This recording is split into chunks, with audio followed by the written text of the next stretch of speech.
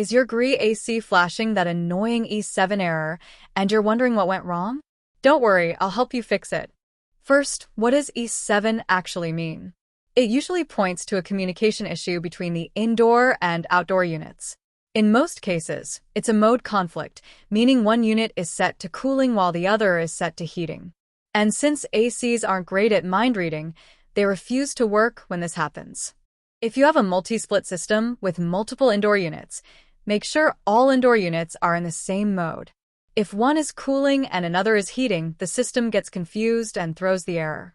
To fix the E7 error, the best approach is to reset the system.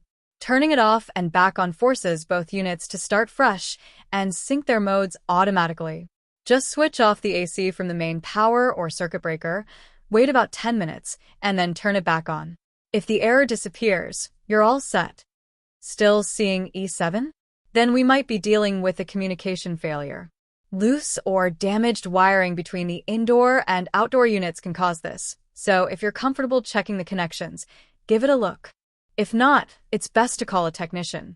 And if none of that works, the issue might be a faulty control board or inverter module, especially if you're using a Gree inverter model.